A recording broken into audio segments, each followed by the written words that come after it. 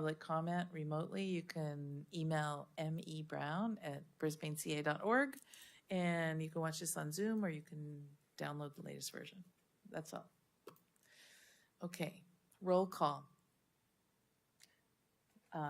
Alejandro? Present. Mary? Present. Julie? Present. Erin?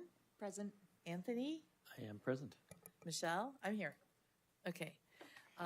Oral communications. Do we have any oral communications from either any? Okay. Adoption of the agenda. Do I have a move to? I'll move to adopt the agenda. Do I have a second? Sure, I'll second that. All in favor? Aye. Aye. Any opposed? No. Okay. Now I'm supposed to say oral communication, sorry. Wait, go back. Oh, approval of the minutes. Did everyone get a chance to go through the minutes? Yes. Yep. And were there any changes? There was one thing that I didn't jive with my date. It sounded like the open space element homework was due in December, and that's not OSEC's homework. That's when it's due for the council, right? Okay. Everything else? Did anybody have any changes, comments, criticisms, additions to the minutes? Then I'm looking for a motion. I'll make a motion to adopt the minutes from the last meeting. And is there a second? I'll second. All in favor? Aye. Aye. Aye. Any opposed? No. Okay. New business. Okay, so the first thing we're going to discuss is the open space element.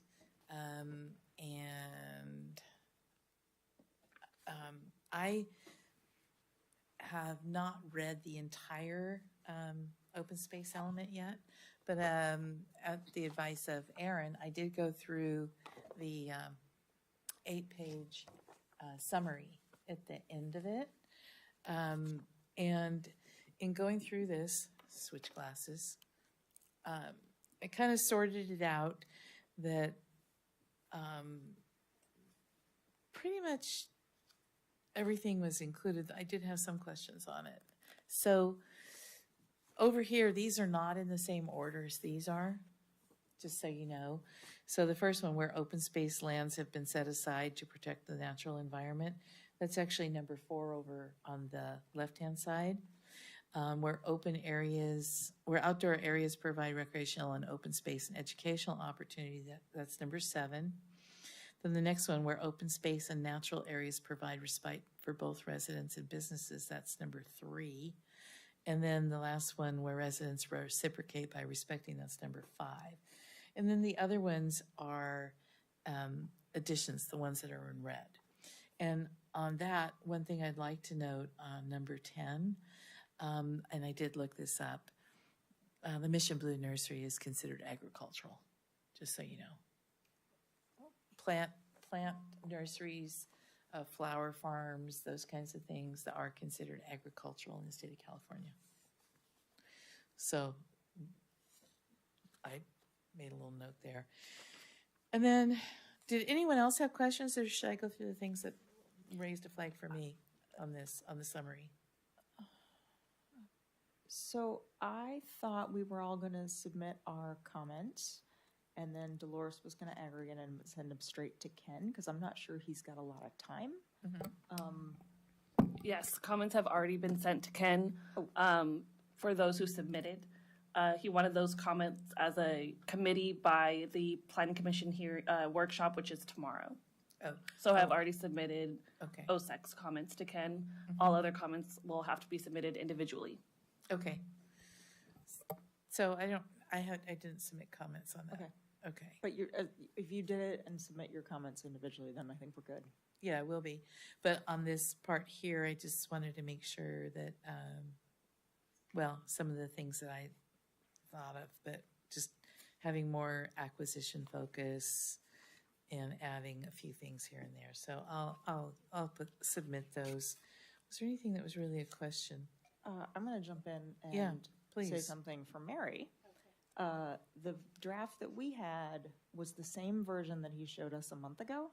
The one that they're discussing tomorrow at the Planning Commission has the state definitions for open space, land, and open area. He took our comments and put them in there, so that's good.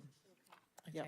Okay. And I feel like Measure JJ, by defining open space differently than the state, kind of made the Baylands harder for us. So this should be something we think about going forward is, just adopting the state definition. And if we need to make a distinction, make that one line distinction for Brisbane rather than making up new definitions. Something to think about. Thank you. So if you are submitting individual comments, of which I am, one of the things I'd like to point out, like on page 6, there's a couple of policies here of provide maps and other information, encourage use of parks and open space, and this is OS 6A5, OS 6C, and OS 6C1. And I think that we need to include rules that protect the habitat in there. And then the other one that was interesting is number 7, historic and tribal resources. Under historic resources, I think it's really important for us to remember that we have not one, but 2 train tunnels. We have the tunnel that goes under Bayshore into Crocker Industrial Park. And then we have tunnel number 165, which is at the end of the lagoon by Prologis. And that's the one that used to go through the mountain. And then we also, for historical, I don't know whether it would really make a difference here, but I consider the 23 Club to be historical, and also the Ice House to be historical. And those are, so besides whatever tribal, or they think of usually thinking about tribal, but I think we should really make sure that the historic things are protected too, like Ice House, like the Ice House and the train tunnels, and hopefully the 23 Club. Or at least we should think about getting that on the historic list of historic landmarks. So do we want to go over anything else on the open space element? Were there any questions or things that people were unclear on or had problems with that they want to talk about? I just want to make sure that it funnels through the Baylands specific, we align with the definitions in every development that comes our way. So that's what I'm worried about.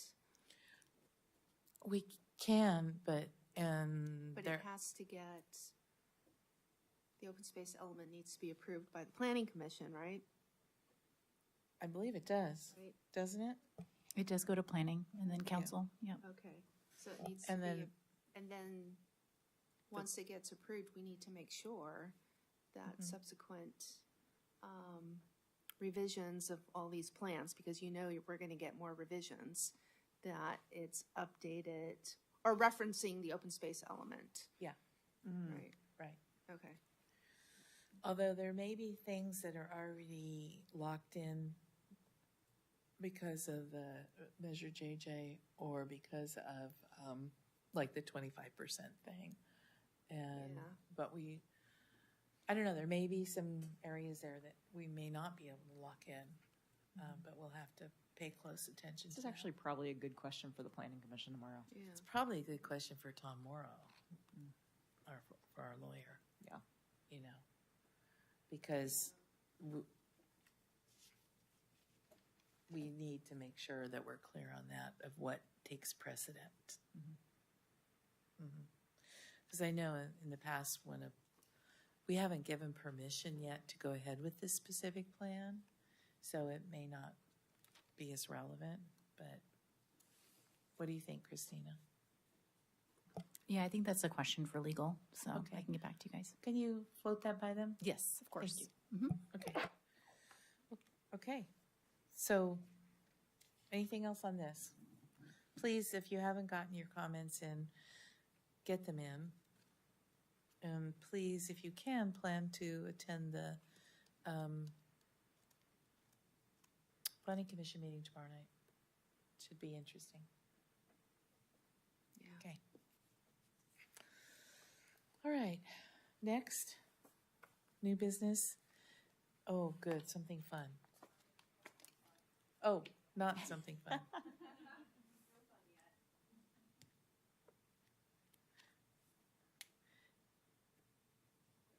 Do we have anything about the Baylands specific plan on our agenda at all? Oh, That's next up. thank you. Okay, so before we go into this, one of the things that I find to be really a challenge is sort of the order of things. You know, we got a program EIR for the Baylands. And there were many questions in the program EIR that were asked, in the draft EIR that were asked. And we were told numerous times that they would be addressed in the specific plan EIR. And so we got the specific plan EIR and we went through a lot of that. We went through the whole thing. And some things were still not properly addressed and there were still some data gaps. And there are questions about the specific plan draft EIR. And yet here we are with the specific plan that in many cases doesn't seem to bear a relation to the specific plan EIR. And it's kind of, it was challenging, I felt, because it was like a little bit like putting the cart in front of the horse. And so I was very challenged with, you know, looking at both of those and saying, well, why aren't they looking at their own draft EIR for the specific plan and modifying the specific plan to accommodate that? So I find that to be really hard. But they didn't write the DEIR, isn't that what they said at our last meeting?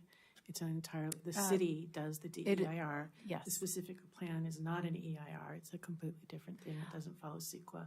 Correct. And they didn't have anything to do with the DEIR, so they don't even have to read it. I mean, The DEAR is a city document. It's not something that Baylands put together. Well, so then how do you get alignment between the two? Yeah. I mean, that I mean, there is doesn't- a planning process and, you know, in order for them to move forward with the development, they would need to satisfy CEQA. And the DEIR essentially is what shows that it can meet the standards of meeting CEQA and being something that they could, you know, develop, right? And if there's something that I think is, you know, contentious or something that maybe doesn't meet the standards of CEQA, then there should be some sort of, you know, mitigation measures laid out in the DEIR. You know, as it relates to the specific plan, that definitely is, you know, developer-led and not something that the city would put out. How do we know that? So we're reviewing the DEIR and putting our comments down.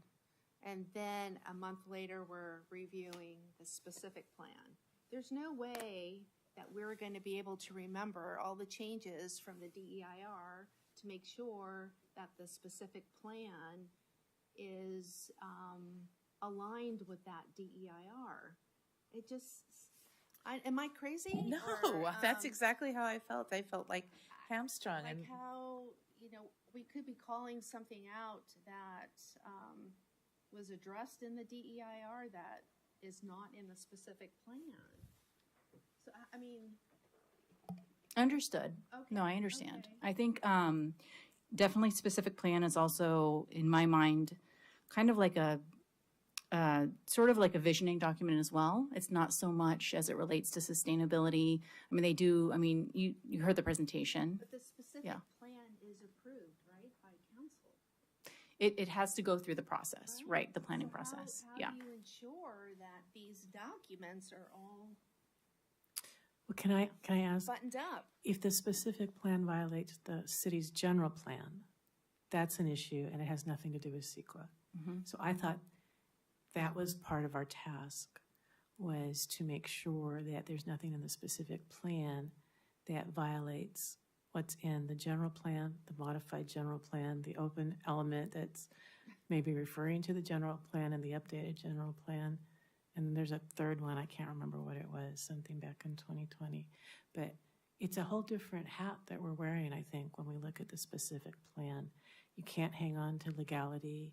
It's not strictly speaking tied to threatened and endangered species and clean water and all of that. Right. And maybe we haven't talked about that enough. And I certainly don't believe, but I could be wrong, that it's our job to align the two documents in any way, shape, or form. I think we bring our ecological and our environmental hats or our backgrounds to both, but I don't think we're trying to mesh the two, or I could have missed something. Yeah, I mean, I think this board definitely has expertise in a lot of things as it relates to sustainability, and I think that is probably the perspective that I know you as an advisory committee, you bring a lot of the expertise in your comments, not only to the city, but also to the developer, so it helps when you provide comments. And I don't think it's necessarily your job to then ensure that it aligns with, you know, the general plan. That being said, it's a nice thing, right? It makes the planners' jobs easier. But I think it's really just providing your own feedback based on your expertise and your perspective on things that are relating to sustainability. At least that's my understanding of it. And the fact that the ladies that were presenting last month made a big point of the fact that the DER wasn't theirs. Correct. Clearly, they didn't align to it. So I think that would be not unwonderful, but I think you're just setting yourself up to fail because that wasn't their dictate at all. I think it's more important that when they refer to things that are in Measure JJ, which is in part from the general plan, and the fact that Brisbane has an unusual amount of sustainability written into its little documents, I think that's where we're leveraging off of. I don't think they can violate the general plan, or I could be wrong. Or if they do, they almost have to say that that's an impact or that's a variance. Right. I mean, general plan is sort of the vision, long-term vision for the city, right? So when developers bring forward documents or plans, we would hope that they would align with that vision, right? And certain things are zoned certain ways to ensure that we want certain types of businesses or things in certain areas of the city. And that's sort of, it's kind of a blueprint for the city, right? So, yeah, I mean, it's our hope that they would adhere to that. Now, if it doesn't, it's up to, advisory committees like the Planning Commission and, obviously the buck stops with the City Council. So it's, they're the decision makers to determine if that's something that, they'd want to entitle or not. So I think things that were out of bounds in terms of CEQA housing, they made a big exemption on that. They didn't do a lot on the economics. They did very little in the EIR on the impact on the existing residents. But in the specific plan, I think we can bring that up because we're not tied to CEQA. correct. Yeah. The part that's concerning is that I feel like they did not take into account the information that was in the program draft, the program EIR, in terms of where they've placed certain things, and that shows up in the draft EIR on the specific plan, the comments we made there, and then we're looking at the specific plan, and it's like there's no way that they should build the school where they have it in their little plan because it's too toxic of a site to have children there on a regular basis, in my opinion, based on all the facts and the omissions that were in the specific plan draft EIR and that were not properly addressed in the program EIR. So even if the general plan doesn't say don't put a school where the soil is toxic and will hurt the kids, we can say that. Well, I did say that. I thought you might have. Damn right I said that. Noted and understood. Yeah. Yeah. Thank So it was very challenging in that regard. So should we go through these, you guys? Do we have time to go through these? Or, It's time-stamped until 7:30. okay, You have time? yeah. So, looks like, I think going through the vision and executive summary ones are actually pretty good. So the first one's yours, Aaron. Oh, it's just that there's a lot of draft stamps that I think just need to be addressed before it's approved, and hopefully they show us the final version before it's approved. And Anthony?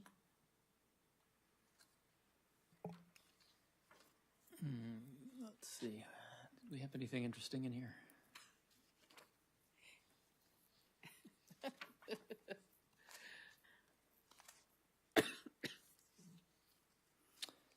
Yeah, I mean, the section 0.47 was maybe a recurring theme. You know, I think there were a lot of interesting opportunities to de-emphasize vehicles and parking explicitly.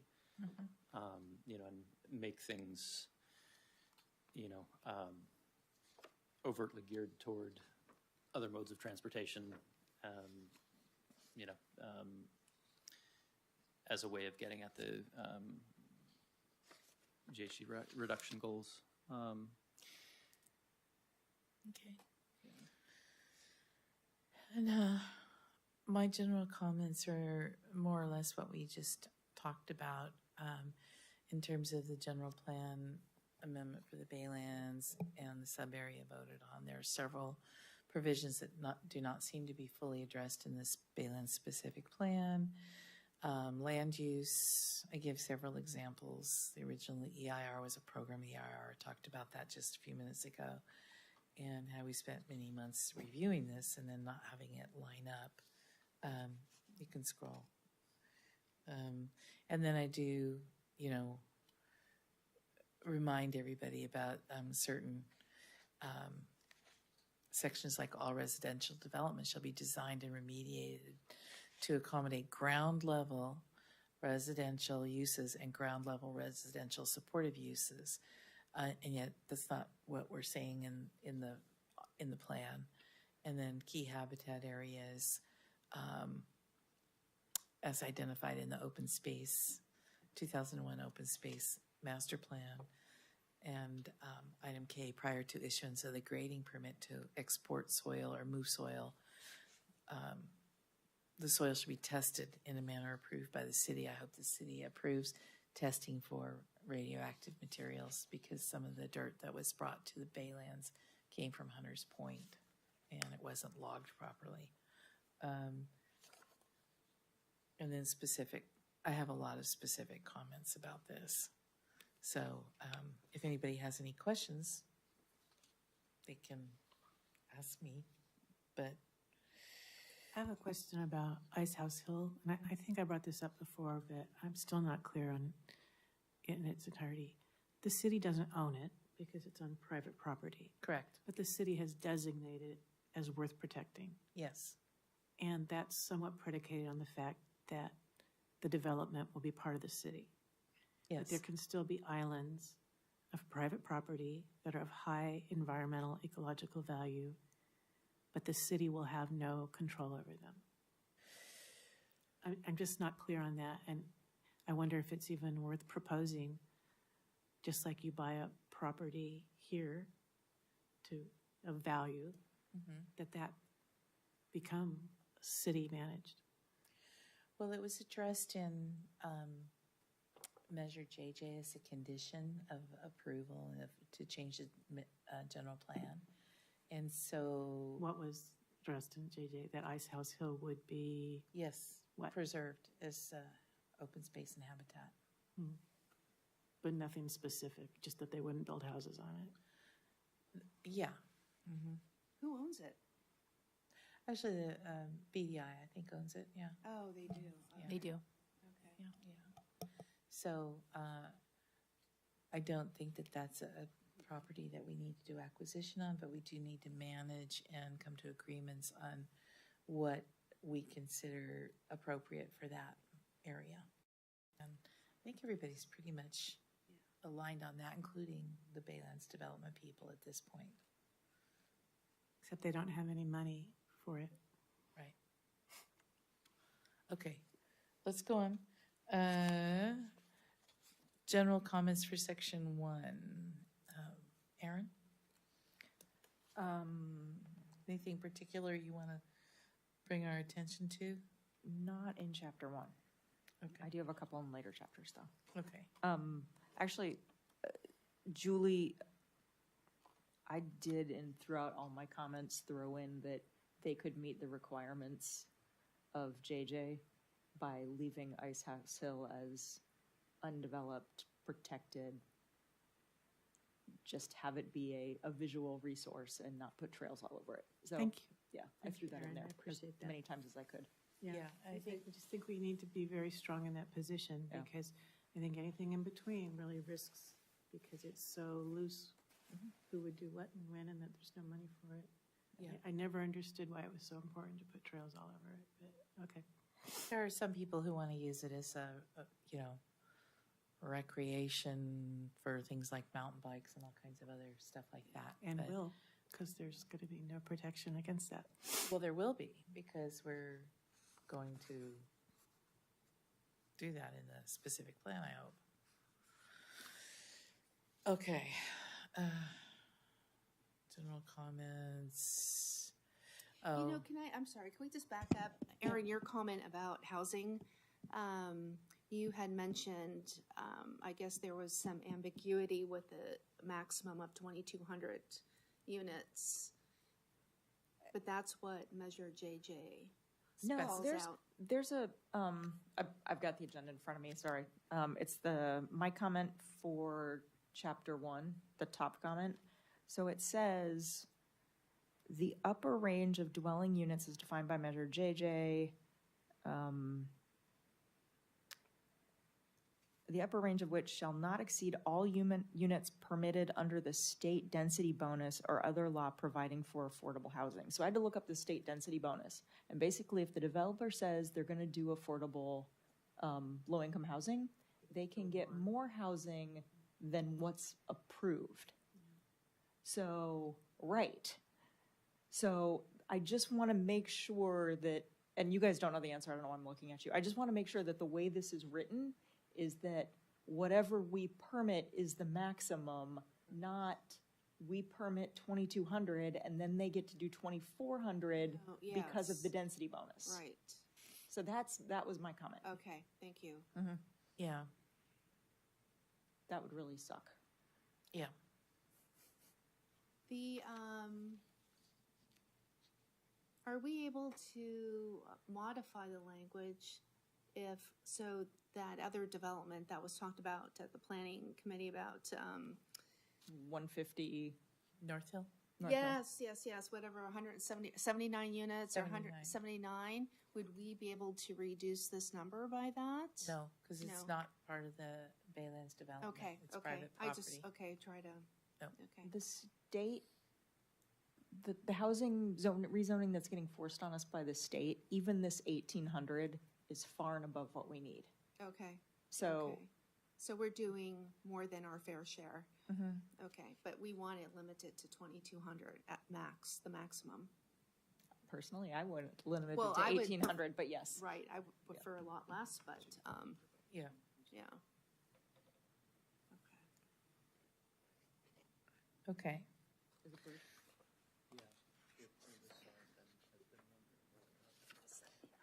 Anthony, you have section 1 comments. Wait, I made my section 1 comments already, didn't I?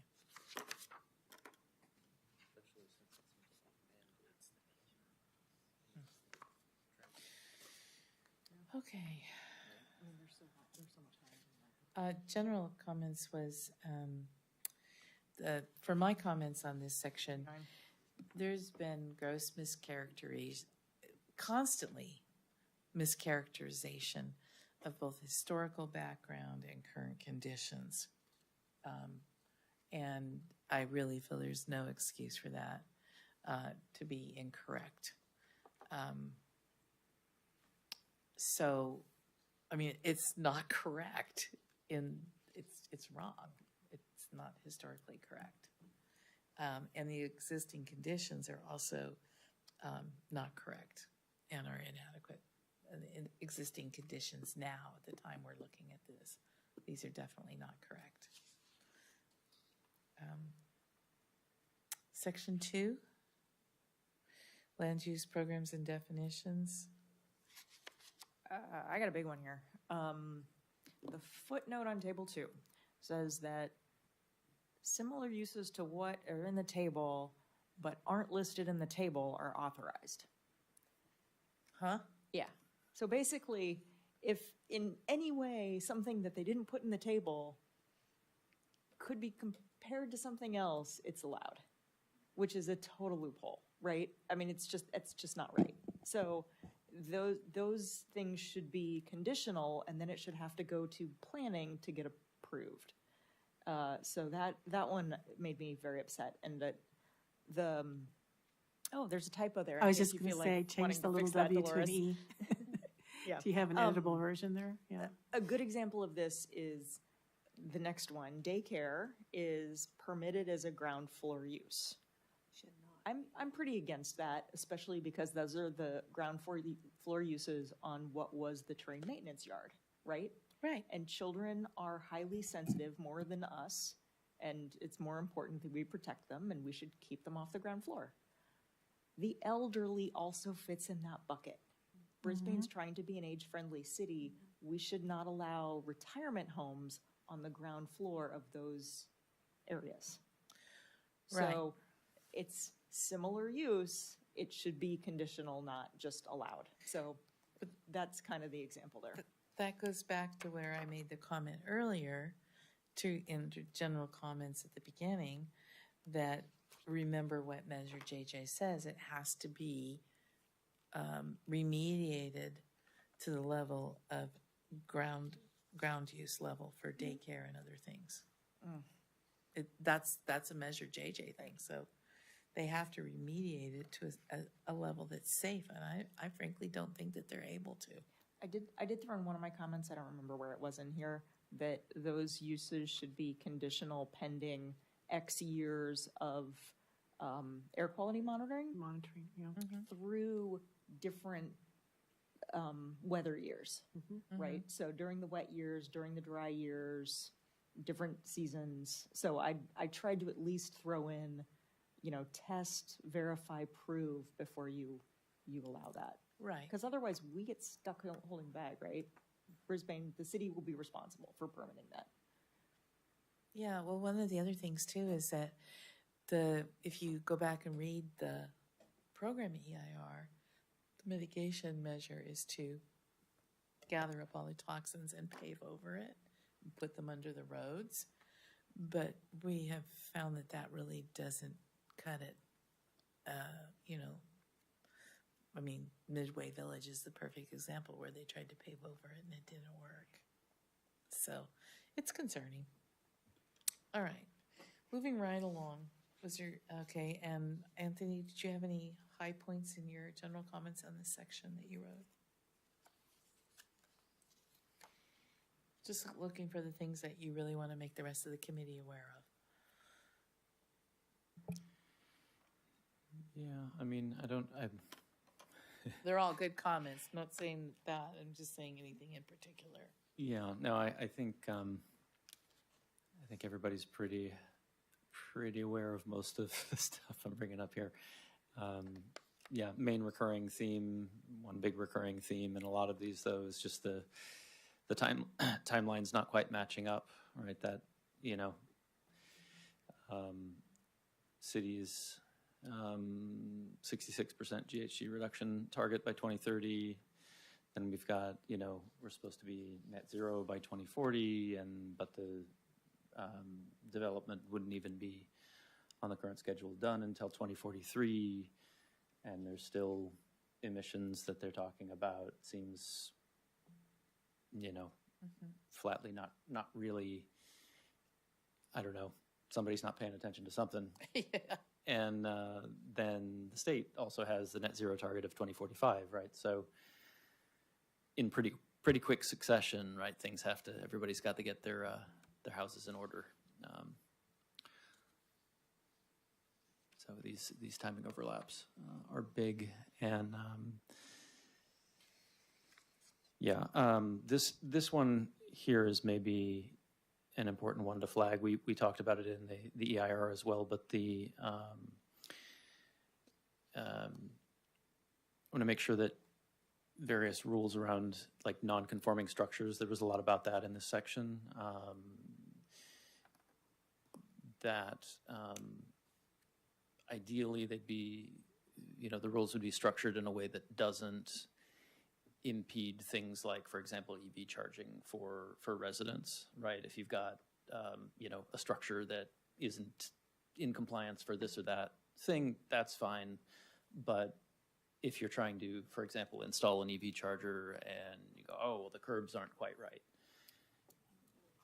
then I know of some residents who've run into exactly that up on the ridge, and it's just maddening.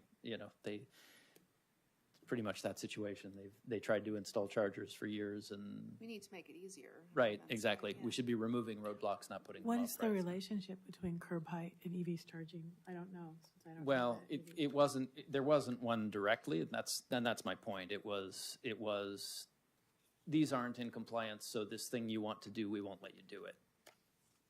I'm just wondering where the compliance regulations came from.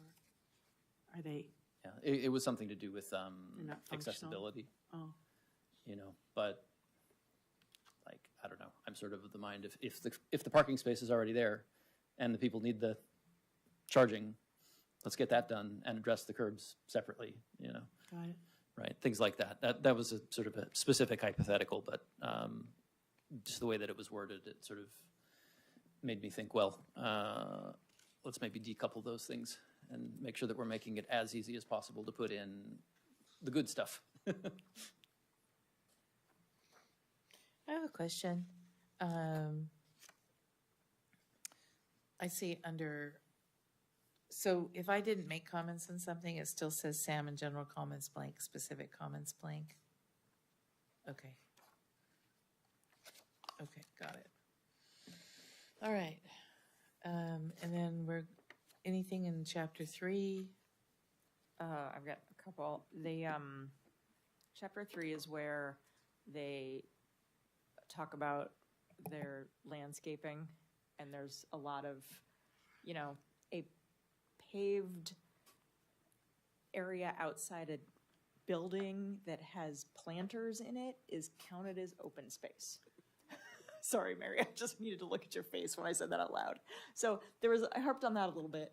And then also they talk about compliance with the dark skies ordinance, and then they talk about tree uplighting, which is absolutely not allowed by the dark skies ordinance. Lights have to be directed downwards. So I hit them on that, and then also the way they talk about drought tolerant plants, it was like 3/4 of the way into the document before they finally used the phrase California native, right? So I hit them on are you guys, tracking that this is an ecologically kind of special area and you should hopefully use San Bruno Mountain natives or at least Bay Area natives? And also, you haven't mentioned that we have an invasives regulation. Are you tracking that as well? So Yeah. I think that came up last month when their person who was remote, I believe her name was Allison, is a landscape architect, and a landscape architect will look at it very differently than an ecologist.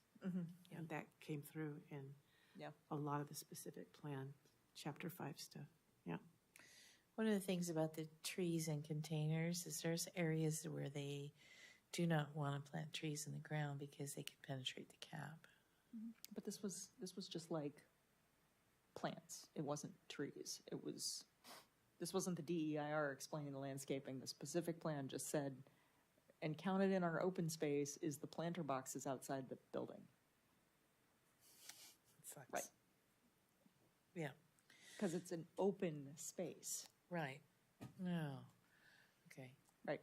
It's not ecologically relevant. It's open for people to feel like they're outside. Yeah. It's not a parking lot. And one of the things that I can't remember if I've already written that comment or not, but the whole area is now completely infested with ciabatta grass. I saw you put that in there. Thank you. Okay, because that is now makes that they're going to move it around and spread it even more, and it's going to overtake anything that. Do you know the actual scientific name of that? Yeah, it's in there. Ciabatta grass is known as, well, you would think of it Pampas as grass. pampas grass. Thank you. Okay. Pink pampas grass, actually. But it is ciabatta grass, and the scientific name is in there. Celosa is the, Okay. I don't know the genus. Chapter 3, anything else in chapter 3 that we know for sure that we want to mention? Okay. And then chapter 4, sustainability framework. My comment here that says page 184, campus mid and campus low are effectively the areas by Ice House Hill. And that area gets half of the parking spaces for the whole project. Right. Oh. So basically they're encouraging people to drive there, which kind of makes sense because it's the farthest from Caltrain. But I'm wondering what the campus is there and why they're not relying on shuttles, right? Yeah. And the only thing that, like, tech companies, real, like, educational campuses, they all love shuttles. What doesn't love shuttles is shopping malls. And so now I've got this, like, fear that their parking allotment is actually so they can turn it into something like Serramonte Center, right? Oh, God. Right? So I'm scared of that parking number. That's a lot of spots. Yeah. And what's the area again? Erin, since there's no map here, sorry. What's that near? Ice House Hill. Which we know nitrogen deposition destroys native plant communities because they did that experiment with 280 in Edgewood. Okay. Yeah. Yeah. So it's that area on the north side of the Ice House Hill. Yeah. Yeah. And it's just like putting the quote unquote community fields on the other side of Ice House Hill where people are going to want to. No, I don't know anybody who frequently takes public transportation to go watch their kids play ball. Yeah, no. Nobody does. No, Even in Brisbane, that they don't is even crazy walk to 3 think blocks. that would happen. Almost like you have to have a car for every person. Yeah. Yeah, with all their gear. Okay. Lack of concrete commitments? What do you mean concrete? Oh, not concrete. You're talking about lack of solid commitments. Okay. Okay. Yeah, they have sustainability things that they have to do. All right. I have not submitted my things for chapter 5 and chapter 7, so. And do we have none for circulation? Okay. Okay. All right, and then chapter 7 is infrastructure.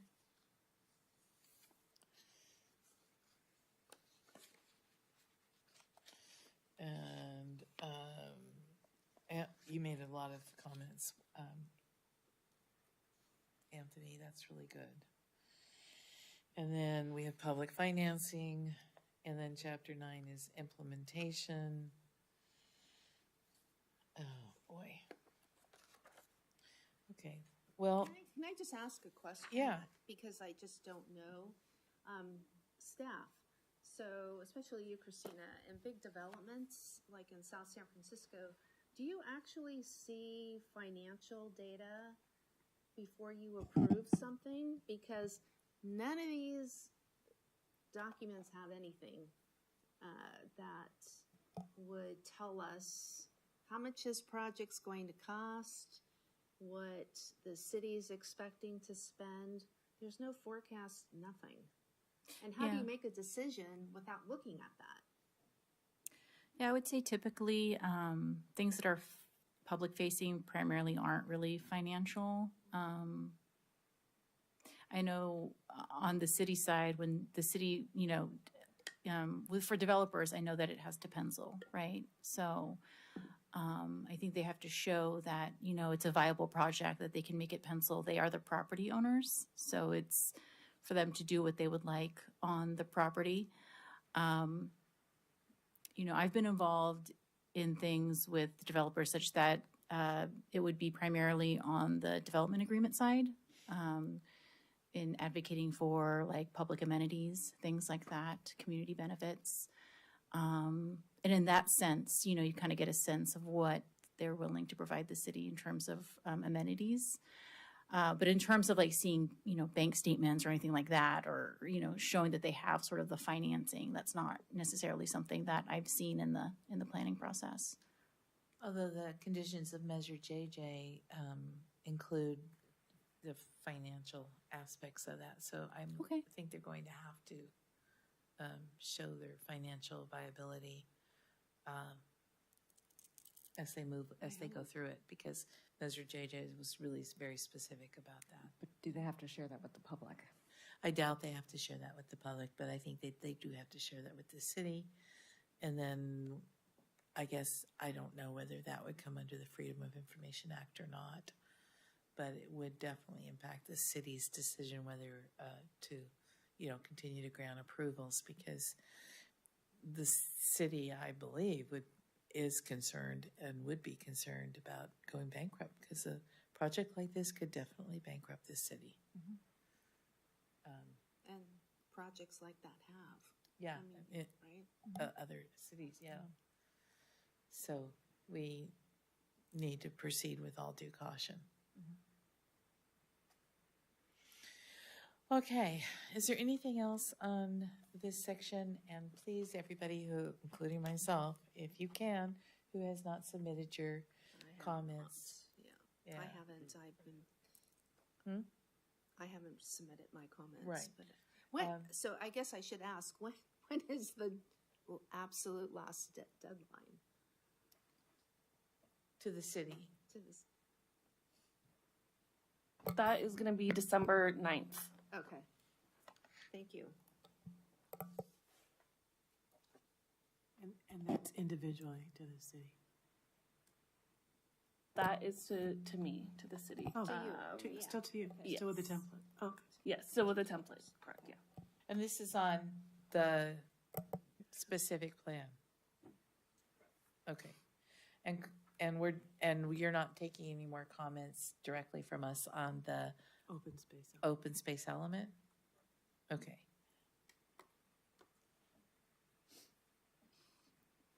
Just clarify. And so if you have comments on the open space element that you go through and you see anything, you would submit that directly to Ken? Or who? Yeah, for the element, Ken is the point person, so I would say Ken.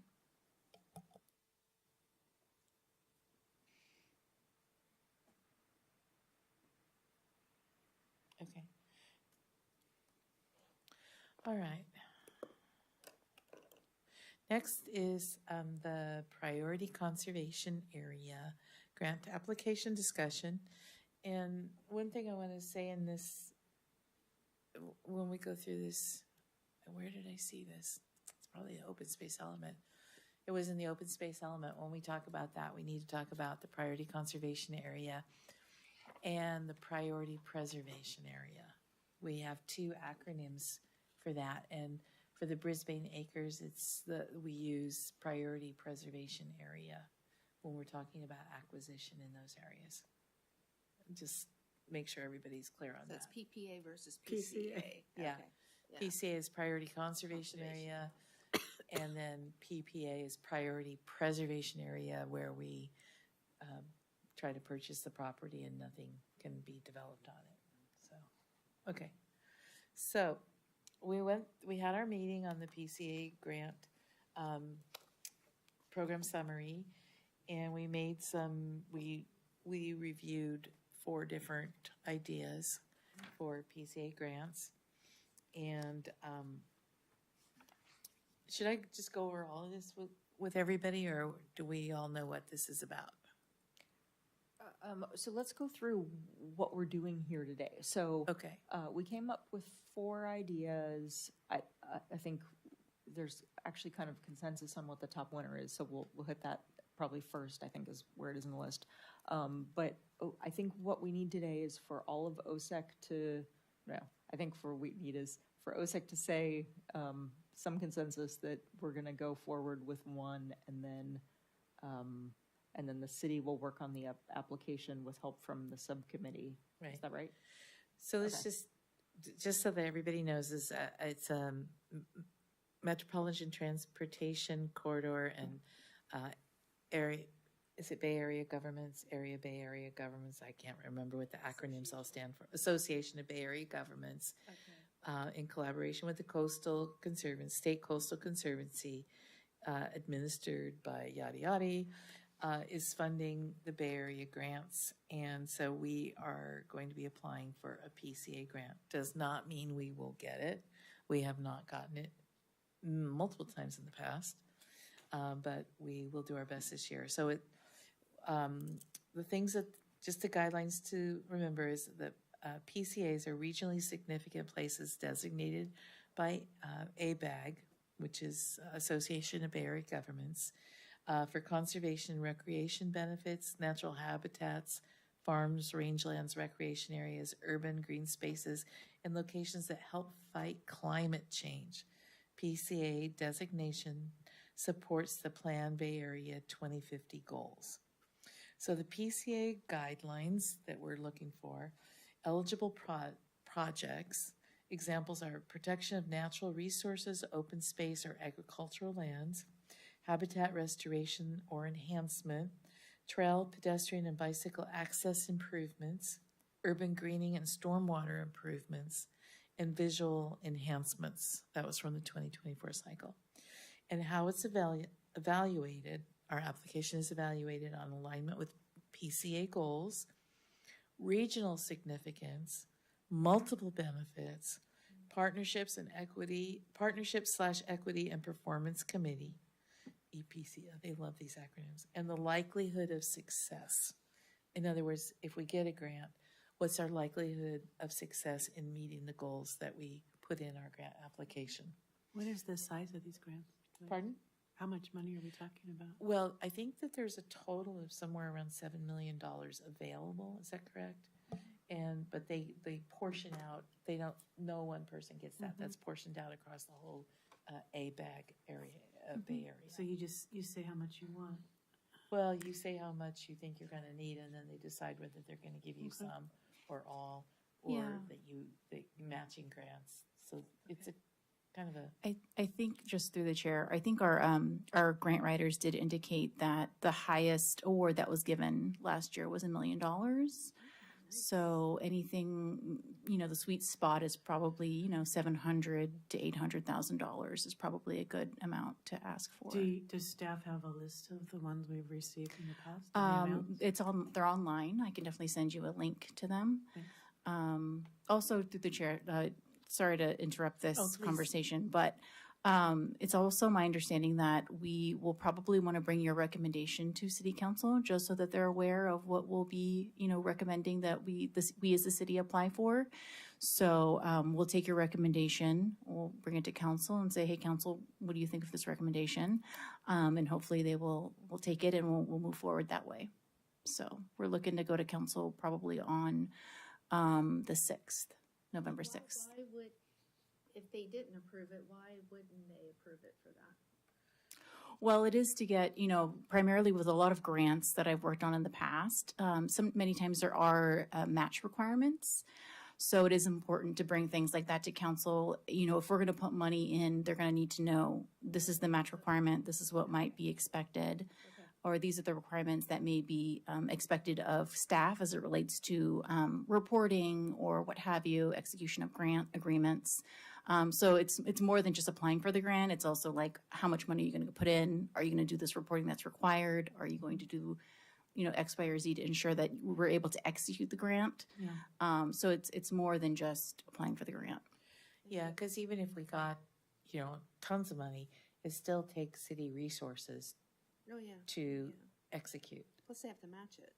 Well, not That's what it sounds like, necessarily. no? Sometimes yes, sometimes no. Right. But, there's always staff time involved on multiple levels, not just the high level, but sometimes we require the city, like Public Works, to help us, pick up debris or do something like that.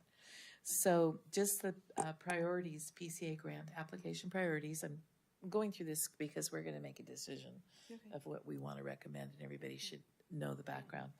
So open space habitat protection preserves natural lands, biodiversity, and endangered species. Climate adaptation and resilience is wildfire recovery, flooding, stormwater, erosion, landslide prevention. Access and connectivity, trails, safe routes, recreation, equitable access. Equitable access is important. So being able to have it accessible to multiple parties, both local and non-local. Urban greening and community benefit is nature-based solutions in near developed areas. Regional significance aligns with Plan Bay Area 2050 regional benefits, such as multi-county projects are allowed and encouraged. Projects should serve a greater than local need, accurate and verified geographic boundaries. And one thing I just want to mention that is that multi-county projects are allowed and encouraged. Remember that San Bruno Mountain is a area-wide resource. It doesn't just belong to Brisbane like we like to think it does, but it is truly an area-wide resource that and a, you know, wider than that resource. I always like to remind people that Dr. E.O. Wilson, the foremost biodiversity expert in the world, now deceased, from Harvard, considered it one of the 18 biodiversity hotspots in the world worthy of saving. And I know that personally because he personally reiterated that when I met him. So, okay. So projects for consideration. We have 4 projects that we put together for consideration. The first one is Quarry Road Project. I'm just going to go over them all. Safe route to school. Wait. Oh, yeah. They don't know what it is. Oh, Right. So Quarry Road Project.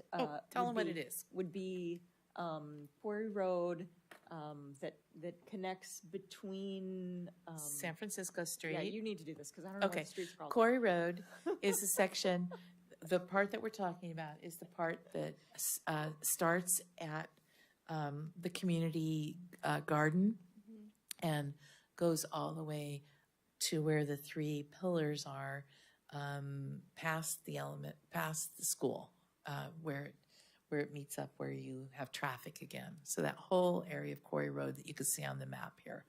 Yes. Okay. So safe route to school, because as you see, can you point to the school? The elementary school here? I mean, the intermediate school? One of the things about it is it provides a safe route to school to focus, including easier bicycle access. Because right now, if you want to go to Lippman School on your bike, it's all on city streets, and then you go past the pool, and then you have this big hill you have to go up at the end, and a big hill you have to go down. And, you know, there's a lot of ups and downs in Brisbane, but if you approach it from Quarry Road, it's just one long, gentle uphill that's very doable. There's no, you know, like San Francisco Street. Right. Yeah. Yeah. I bicycled down that once. I thought I was going to die. And then addresses water drainage, flooding, and stormwater issues because water does drain through there. We've had a lot of water come down from the landslides that happened in Allen Buckeye, and it came down Quarry Road. We have natural water that goes across Quarry Road. It's part of the watershed. Planting natives, addressing the dying Monterey pine trees. There's a lot of Monterey pine trees that are not native that were planted in the 60s, and they were all from the same nursery stock, and many of them are sick and will eventually, some of them are dangerous and need to go. It connects to the Crocker Trail and the area-wide shuttle and transit stops nearby. On this map, you can see here where you go past the school and there's a little area that goes down. I guess I could point up there. But that's where it meets the Crocker Trail that goes along below this. And it also meets the access that goes over to the Northeast Ridge. So it provides a walking route connecting central Brisbane to Cocker Industrial Park in the Northeast Ridge, retention of the roadway for emergency access to the school and to the mountain. So that road is drivable. And should we have an evacuation situation or any type of emergency, that road is accessible. We did actually have an emergency during a habitat restoration event that was sponsored by the city, and the fire truck and ambulance came up the access to Quarry Road, took out the 3 poles, and went down Quarry Road toward the school, back towards Brisbane, to pick up someone who had massively broken their leg. And so it is available. And also, it's just another way to get to the mountain if we have a land. Okay. Holds back significant landslide potential and erosion control. Trail access, already popular recreation area, connects with Army Road that leads to Buckeye and leads to Buckeye and Elk Canyons.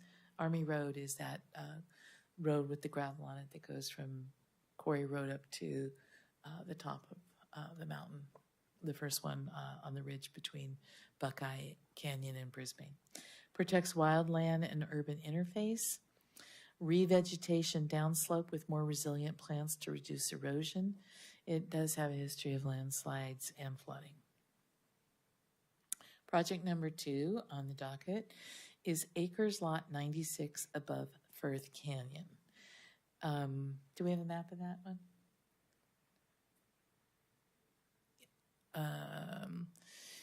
Okay, so we cruise over to above Firth Canyon. We're getting there. Yeah, I see it. I see it. It's actually like, see where the 2 little round water tanks are? It's just down from that. And Lot 96, Acres Lot 96, the city has purchased as part of their preservation program. And that canyon, Firth Canyon, washed out in 2023 and in 1982. Likely tied to erosion, flood prevention, and land stability. Conservation and hazard mitigation potential. Helps protect canyon site with one of the oldest bay trees in San Mateo County, which is in Firth Canyon.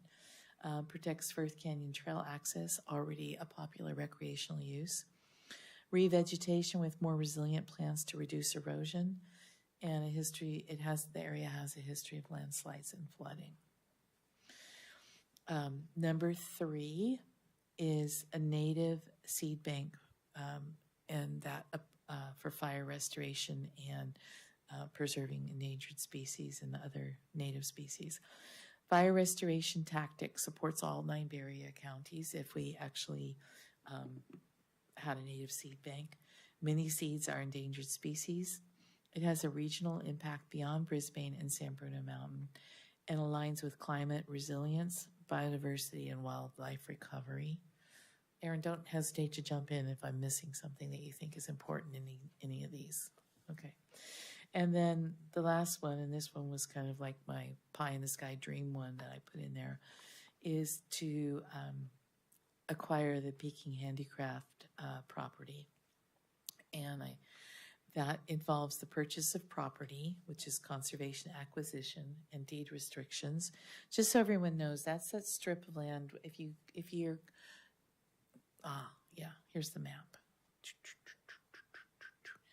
All right, Guadalupe Canyon Parkway. Okay, go down. It's down a little bit. Over here, you see the area, Ice House Hill. I'll actually go back up a little bit. And you see this area, move your arrow, yeah, right there. That's Peking Handicraft Levinson property. And it's a weird little triangle. You can see on there that it's got utility easements through it, including the San Francisco pipeline.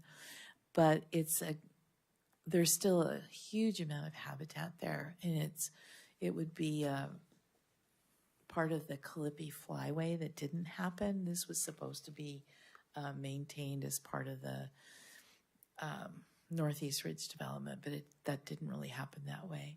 And so if we ever hope to really have a viable population of Calliope butterflies on Ice House Hill, this would be a huge step in being able to acquire this property and rehabilitate it. Is definitely within the range of being able to be ecologically rehabilitated. There's so little open space left. So it involves the purchase of the property, holds back landslide potential and erosion control. It has trail access to San Bruno Mountain State and County Park from public transit. It protects wildland and urban interface. It provides the flyway and habitat for the endangered Calliope silver spot butterfly. And we would do revegetation with more resilient plants to reduce erosion. And just I wanted to mention on the Quarry Road project, it also, we didn't say much about it, but it also does connects Crocker Trail and area-wide shuttle and transit stops nearby. Because both ends of it are, both ends of the project are, the end at San Francisco Street is easily within walking distance of Samtrans stops. And the other end of it is easily within range of shuttle stops that go up and down Crocker Industrial Park. And it's actually not that far from the railroad tunnel. Okay, does anybody have any questions? Or So Michelle, when we edited this, you put a lot of this stuff in there. I reorganized it into why and what to kind of give significance and then what the project would entail. Oh, perfect. So I'm gonna suggest with we that go part. forward with that one. I didn't material make any big changes, but both versions are in our agenda packet. So Okay, well, let's do it. Do you want to go Okay. through that part? no, it's like the same stuff we just read. Oh, It's just okay. reorganized into why and what we would be doing with their grant money. Oh, okay. Yeah. So, Just to confirm, we are looking at Erin's copy because it was the most recent one. But Michelle was reading her copy. no, I was reading the Oh, you were agenda reading copy. the what, why? Oh, no, Yeah. keep going. Oh, what, why? I'm not at what, why. I have the PCA scoring criteria and the scoring matrix. And, oh, here's the what, why? Okay. Erin, why don't you go through this section? Do you Oh, want? wait, no, I just reorganized the bullets, so you read them out of order of what we were looking at, but they're all, Oh, well, they're all the, yeah, they're all there. the same. Yep, Okay, they're the same. so what's our next step? I'm sorry. It's okay. I didn't get to see this before. I didn't. I think the next step is probably to see if the rest of these guys have any questions about Quarry Road project or the others, or Well, here's would the like to. what, why. I do. Okay. Can we go up to the seed bank again? Mm-hmm. So that has the potential for checking the box for multi-county collaborative. Do you have any idea if any other groups are proposing that? Since I think you So- said 9 counties? Last year, we put in a bid to buy Lot 96, which we actually eventually did buy. But it didn't get past the letter of intent stage because we didn't have a agreement with the property owner yet, which is another reason why Peking Handicraft is not the right time right now. But when they did the debrief afterwards, it was Adrian and some other folks that did a telephone debrief with the grant group. They asked about the seed bank idea, and I think they were Oh, okay. like, oh yeah, that's an interesting idea. They weren't like too hot or too cold about it. I love that idea. It was mine, Julie. The one thing is that I feel like we probably need to work harder to work with Mission Blue Nursery to do something, because I feel like the only way the city is going to pull that off is if it's in conjunction with a nursery. So due to lack of pre-planning, I don't think this is the right year for that proposal. But I do like the idea. I like the idea, but I agree with you on that part. I read this before I came down, and of course, my vote's going to be for Quarry Road. And it just fits nicely. Into the microphone. Oh, my thing's not working. Oh. Yeah, so I read the information before coming down here, and I immediately went to the Quarry Road. That's like near and dear to my heart. But it also ties in nicely with what the city is planning on doing with, you know, Crocker Trail down the road, beautifying that and getting benches out there and such. Quarry Road needs a lot of TLC. There's a lot of erosion. There's a lot of ivy. Many people use that, not just Brisbane folks, but people from all over come and take walks along that. I think it checks all the boxes. Yeah, you know, it just, to me, it's like, okay, it would be a no-brainer. Yeah, I don't know. That's my 2 cents. Rohandra? I was wondering how it was, the Quarry Road, how it would be different in the sense that it is a bike path now and a walkway, but undeveloped, right, very rough. So are you proposing that it be the same thing, the same type of use, but just more polished and more usable? Is that what it is? And also have better access to bicycles, for example. You can't go to the school, so you would open that up. And And I think one of the things that we were thinking about is in this project, making it more resilient, making sure that we really have a thriving population of native plants, that we take care of erosion control. Drainage, yeah. Because, I mean, really, this is the road the quarry trucks used to come down at 70 miles an hour and then zoom through Brisbane and out. That's how they used to come when I was growing up. And that roadway has not really had any significant maintenance since they stopped using it as a roadway for the quarry trucks. And it is kind of eroding off of the, I guess, northeast side, you know, because of just, it was a cut and fill. None of those trees were native along there originally. There's been a lot of native plantings over the years by people like Peter Steeler and other groups. But basically what they did, this was a big, long hill that went part of San Bruno Mountain all the way down. And what they did was they cut and filled to make the platform where the pool is now and the ball field and everything like that. And then down below that, the Quarry Road was there that went along there. And Quarry Road predated that, by the way.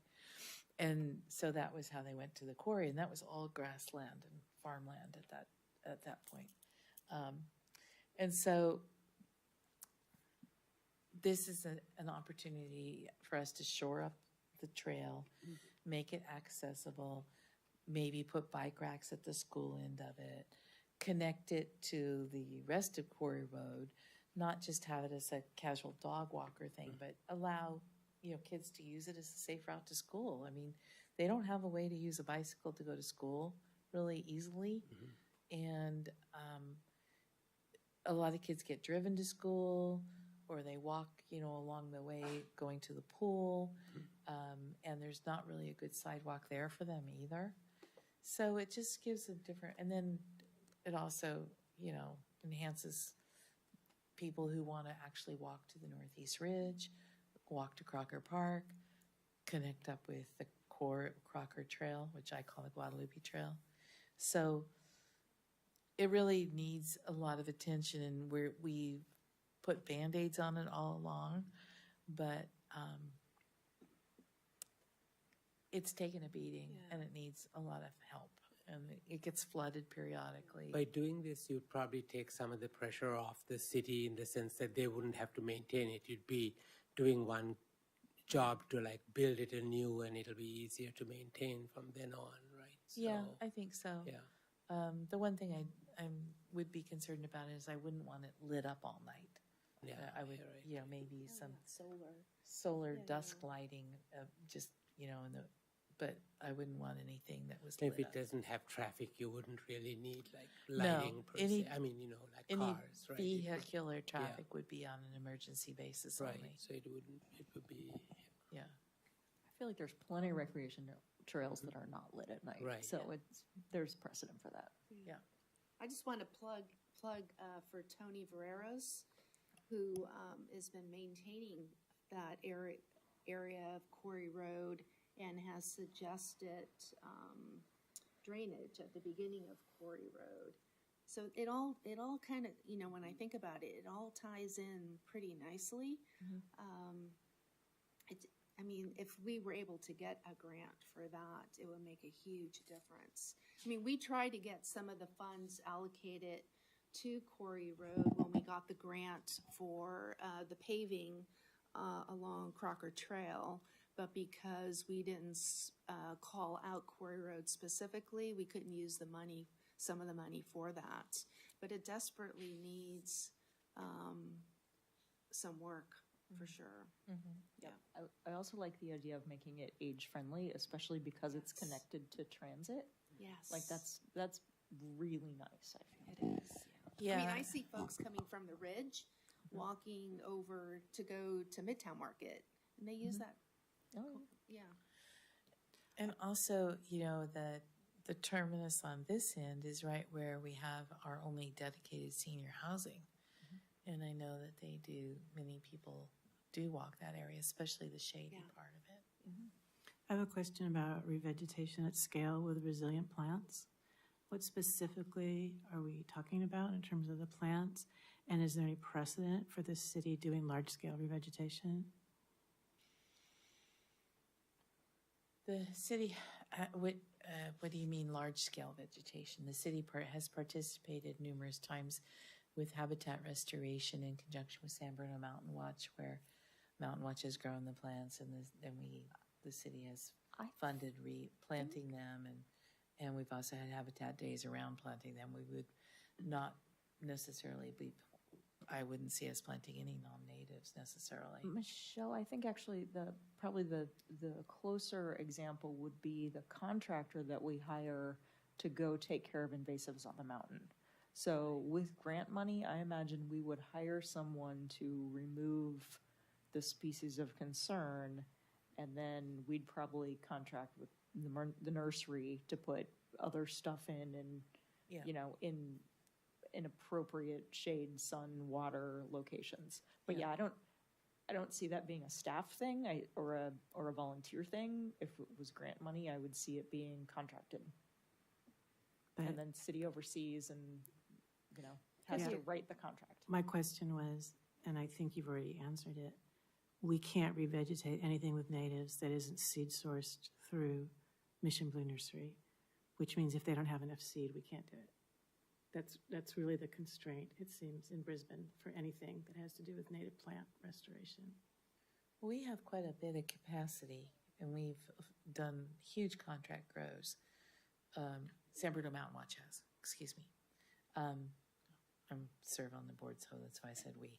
So I think that, and as usual, when we do these type of things with heavy planting, it takes place over a period of maybe 2 to 3 years, and make sure that the plants have a survival rate. San Bruno Mountain Watch and Mission Blue Nursery frequently take on contracts like this. We grew a huge amount of plants that are now thriving on Treasure Island and Yerba Buena Island for ledge. So it's not out of reason that part of that grant money would go to contract grow with the Mission Blue Nursery. Does that answer that? Or do you have? Yeah, I just think it's an interesting constraint that we can't get any seed source from anywhere else for anything in Brisbane. So I don't think it's a can't. I don't think. no, we were told that we couldn't on our last proposed education project, Which project was that? where we were going to plant natives in people's yards to attract pollinators and butterflies. Well, it's absolutely not best practice because we do live on San Bruno Mountain and it is a protected habitat, and we would not want to introduce other genetic material. Wouldn't be a great idea. So, I mean, Michelle, do you mind if I just want to do a quick time check? Yeah. We have 10 more minutes on this topic before we need to move on to our work plan.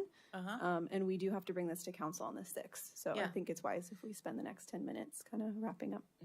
does anyone have any other strong opinions or ideas about this? Or are we ready to take a poll of which one we want to put our, I already knew which one I wanted. I'm on the subcommittee, so sure. Anthony? Well, so can we scroll down to the other plans? I found this what and why Sure. a good framing. I think that's the part that I wasn't quite getting in the first pass through. So. Okay. Yeah, the Firth Canyon. Okay, so I see. Okay, so it's possible retaining walls.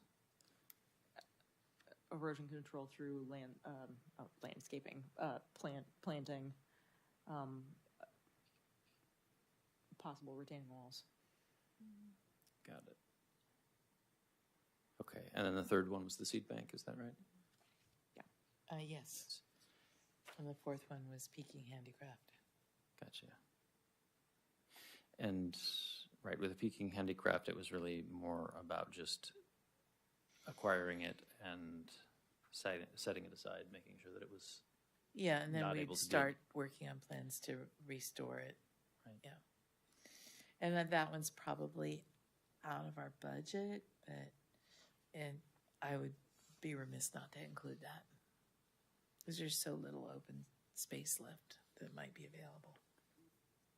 It's really a linchpin for a lot of stuff. And Julie, did you have any preference? Nope.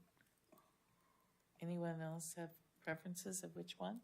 Or do we want to make a motion, or how do we go about deciding? Let's decide. I mean, I know which one I think has the most chance of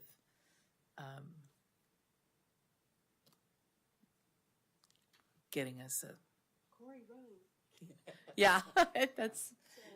Seems like that's the sentiment that would have the best chance of actually securing it. Yeah. Well, does anyone want to make a motion that that's the one we recommend? I'd like to make a motion to adopt Corey Road as the project to be submitted to the PCA for funding. Do I have a second on that? I'll second. All in favor? Aye. Aye. Aye. Aye. Opposed or abstain? Okay, well, I'm not being too pushy, am I? I mean, No, but it I- just seems like. I think, you know, I think we'll get a lot of support because everyone I think knows what so, that is. I yeah. mean, these other ones are great ideas, but people don't know what they are. Yeah. So Exactly. this one, nobody can say, hardly anyone in Brisbane probably doesn't know what. Do you have an idea of how much you need to do it? As much as we can get, right? No, but Sorry. hopefully the city will help us with that position, because it would be some amount of paving, which I think as general citizens, none of us have an idea about how much that would cost. Yeah. And then drainage, and then, landscape, that's not the right word, vegetation removal and replanting. So Yeah. my guess is they can come up with some budget. Yeah, we can definitely work with Public Works and with planning and determining the range of what that might look like. I'd really like us to consider permeable pavement for this, because we already have issues with runoff. Yeah, we do. Yeah, if it's feasible by the experts. Okay, onward and upward. Next, thank you for the reminder, Molly, that we really want to not spend the whole night here. Okay. Work plan. So I think what we're talking about is the 2025 work plan, which we've been working on for 10 months and needs to be approved. And I then thought it was approved at some it's point. missing a signature. This what? Or are we here to talk about the 2026 work plan? We're here to discuss 2026. I Ah. believe this looks like it was approved in May. I just don't have the latest copy. I just Oh, found okay. this in our Okay. SharePoint. So I was confused about that. I was Yeah. like, oops. Thank you for bringing So that up. really When this people one that says- retire, you know. Okay. So I just brought up 2025 just as a reminder for everyone. Okay. But this is a discussion about what we want to look forward to in 2026. So at the last, can I jump ahead? Yeah. I'm way ahead. At the last meeting, there were a couple things that I suggested that we consider for the 2026 work plan. And one of them is adding, in the as-needed, Dark Skies Committee and Invasives Committee, so that when things come up, we have a standing body ready to deal with them. So, you know, the example of the tree of heaven getting added just because we were all just sitting here and said, yes, sure, that's a great idea, but the point of the invasives ordinance being 12 species was that it's a manageable number, right? So if we keep saying yes to everything that comes up, then, you know, at that point, it's not a thoughtful document anymore, right? So. Yeah. That was one of my Although adds. things will come up as the environment changes. And that's why we should have a subcommittee to talk about them for more than 5 minutes. Yeah. Okay, I'm just gonna read these. Priority projects, provide input on quarry and Baylands development. I don't think that's gonna change. I think we're gonna still have that on our work list. Because I think there's just gonna be more of that. Consider strategies to reduce emissions from existing buildings and transportation. I think that's really important.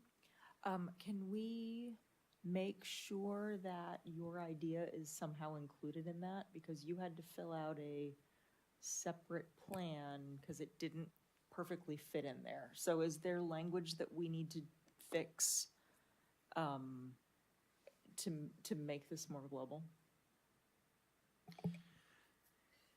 Yeah, well, there is language under the routine and ongoing about plans to meet climate emergency declaration goals, which, Okay. yeah, but, so maybe it's a reclassification about how we think about those goals. I found it sort of interesting that the reduce emissions, we're saying specifically buildings and transport. I don't know, is that too limiting, or how do we think about So, that? because I think everybody should be vegan and that's not covered there, so. By the way, that's a really bad idea to proselytize vegan. Don't do it. It's not worth it. Yeah, people don't like that. People do not like that. Yeah, they don't. Okay. Support health and growth of the urban tree canopy, utilizing the recent tree inventory via education and outreach grants and potential other means. Consider setting a canopy average goal. We have we set a goal on that, but we still have a lot of work to do in that, getting the whole tree thing going. And then routine and ongoing efforts, review and approve annual vegetation, yes, management plan for the acres, review open space plan and its element and its implementation and update it as necessary. That might change, but we do want to continue to work on the open space plan, not the open space element, but the open space plan. So yes, review and recommend plans to meet climate emergency declaration goals. Provide input on 3 to 4 habitat restoration days per year. Yep. Maintain Crocker Trail frog habitat. Definitely. Education and outreach, day in the park, bike to work day, Lippman Science Fair, library displays, the public, publications through city e-blast, star website, social media sites, MTV. Yeah, we'll do a video about plants and dance. Okay, and outreach to targeted areas such as trash. And then long-term issues to be addressed when they arise are coordinate climate action plan, update with this Baylands specific plan. Oh, I think that's gonna probably, I don't know if it's gonna go up the chain or not. Provide input on design of Baylands open space upon council approval of land use, yes. And general plan, review future proposed updates to the open space element. Is there anything other than the suggestion that Aaron made about continuing to have ad hoc dark skies and invasive species? Anything else that's, I wouldn't even call them ad hoc, I'd call them as needed. okay, as needed? As needed. Okay. And then the other one we talked about last time was California. The state of California just put in a rule about fire damage preventive landscaping. There's now no vegetation allowed within 5 feet of any structure, pretty No. much of your home. That's, when did they do that? Like, I think it went into effect in August. That, we looked at that when we did our article, and that's not the case. It's not the case? No, it's only in certain areas. Okay, Okay, so we're not a zone 0. okay, good. That's for zone 0 places. Okay. Okay. One of the other areas I think that we should add is that we participate in sea level rise mitigation plans. Mm. So, for example, I attended last night's meeting where they presented the sea level rise issues surrounding the lagoon. And there are a lot of environmental concerns with some of the options we have. For example, one option is to seal off the lagoon and make it a freshwater, but that would really change its the birds, the fish, the smelt, all the stuff that goes on in the lagoon. That's really weird. But that's just, right now they're just looking at a variety of options. So we should really add and then there's all the sea level rise planning that goes on out at the marina as well. That also has ecological impacts. So I think that as the Open Space and Ecology Committee, it is kind of important that we add sea level rise mitigation. So that would be an as needed. Well, that Would would you look at it like probably, that? it's probably a little bit more than as needed. Yeah, so if the city is doing it right now, Mhm. it's council that approves our work plan. So by putting it on the work plan, that is what enables us to, have a voice effectively, Yes. right? Mhm. Same as us reviewing the open space element and the open space plan and the quarry and like all of this other stuff. So I think Michelle's right. In order for us to be included by the city, it's got to be on our work plan. I'll just say that for sea level rise, it touches a lot of various committees. I know we have a sea level rise subcommittee. And so I think it makes sense to include sea level rise as a part of maybe some of the things that you work on.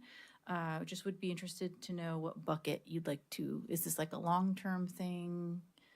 A long-term sort of as it comes up, you kind of look at it, or is it, is it project-based? Is it just the Brisbane Lagoon? No, Sea it's Is it level the rise shoreline? Subcommittee that you mentioned is a subcommittee of city Council. council? Okay. Mhm. Yep. I think it's kind of long-term because I don't think we're going to solve it in the next year. We're not going to solve anything on our work plan in the next year. Is it? Well, we might.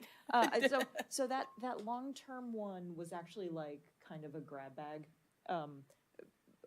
We used to have a work plan that in my mind was way too big, right? There was just too much. Yeah. And so some stuff that was effectively inactive, but we didn't want to drop off our work plan because we wanted the ability to work on it if it came up.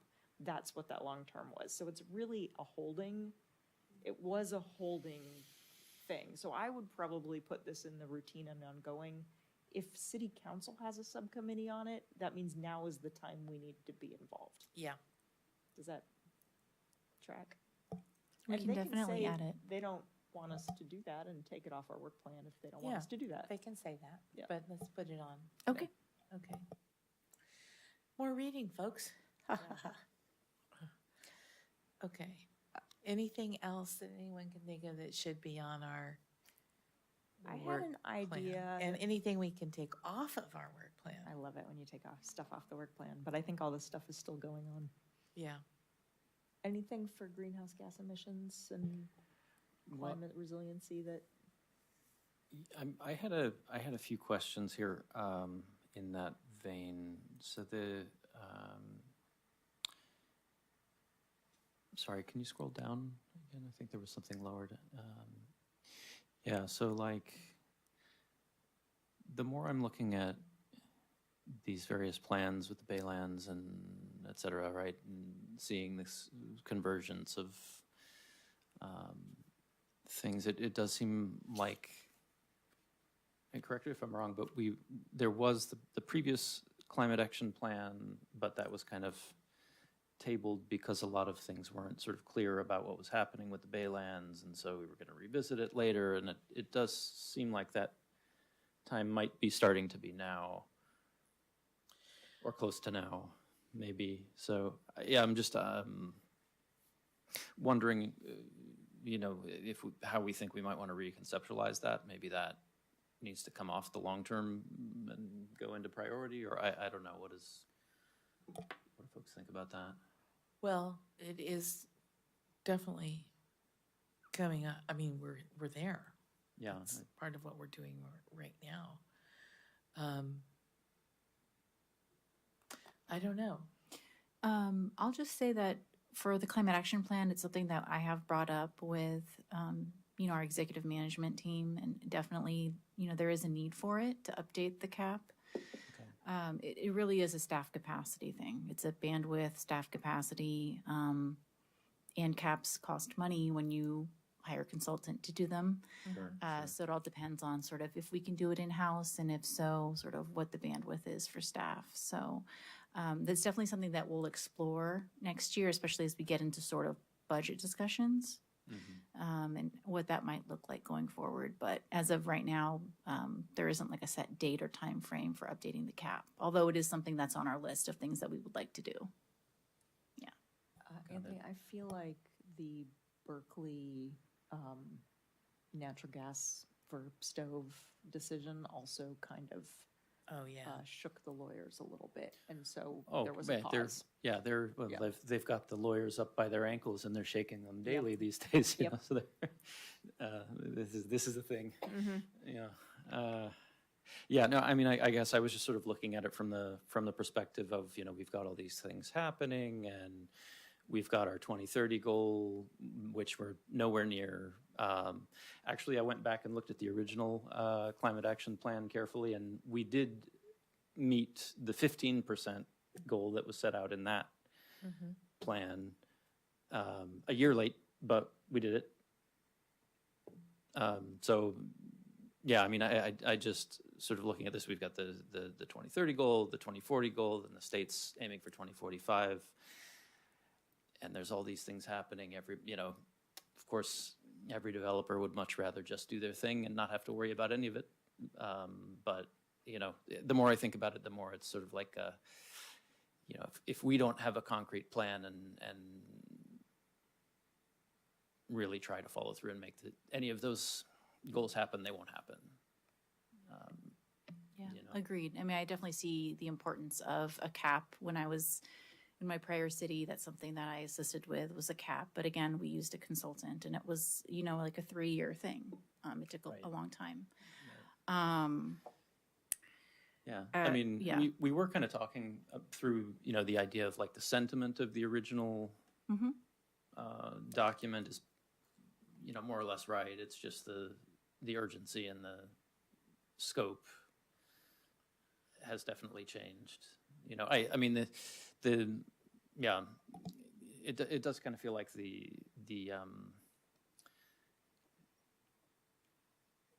those goals were set up, but the how of it kind of hasn't really happened. Right. And I think it's going to be a while before the rubber meets the road there, but it's good to go ahead and review it. Maybe we push the climate action plan up to routine, and then they'll be forced to say whether or not it is a priority and we're gonna get consulting dollars to do it. Yeah. I mean, otherwise, it's long-term, it's a long-term project for us. Well, I mean, I don't know. The thing that I keep coming back to in my own mind is like 2030. We're talking 5 years No, away, I right? hear You know, yeah. I hear you, but I'm trying to get it out there that we believe we have to do it now. Yeah. And, but what I'm hearing is, if we don't have the budget for it, it's back down to a long-term type project. Right. So Right. Yeah. we should force it with council and with staff that we believe it needs to happen now. Yeah. I would put it under, the routine bucket. If I could just add that we did just pass a 2-year budget a couple of months ago, so it's not currently, a cap is not currently budgeted for the next 2 years. So, if council desires, we could potentially look at, adjusting that. Obviously, it's up to the council. Well, I mean, honestly, in my mind, I'm just speaking for myself, but I think that almost raises the urgency, because then we've got 5 minus 2 years to work with to get to 66%. And without some major initiatives, that's not happening. So, is it a priority or not? I mean, Yeah. I'm hearing it's not because it wasn't budgeted, so then think about that. And we're saying it is a priority, so I think we need to push it. Can I ask, so let's say, is there a desire from this body to work on a cap? I mean, caps don't necessarily have to be consultant-led. Definitely if this is something that the committee would like to do, I definitely think that that's an option. I know other cities have, they've done in-house, staff in-house, with the committees kind of leading the way. So if that's something that you might be interested in. I think it'd be great because we have a member who's knowledgeable and passionate about it. And I think we could get a lot done with that if you're willing to take that on. Can I ask 2 questions? No, actually, it's 1 question in the statement. Do we know if our original or the existing climate action plan was made by a consultant versus the staff and OSEC? It was not done by a consultant. Okay, I'm pretty sure it was done in-house. okay. Yeah. So that, I mean, I know Barbara worked on it intensely. Glenn worked on it intensely. Adrian worked on it intensely, over time. But Glenn and Barbara were,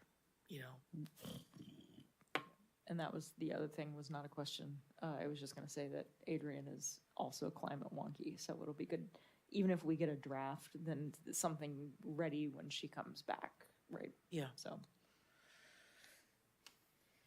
Okay. Are we good? So am I hearing that you want to include a climate action plan as a part of the work plan, or is that? scroll Yeah, so I we can think we see the have to. higher bullets. It might actually fit in. Oh, yeah, so I would just move it below the climate emergency declaration goals into the routine ongoing. Yeah, those two kind of flow into each other, don't they? Yep. Yeah. Yeah. Mhm.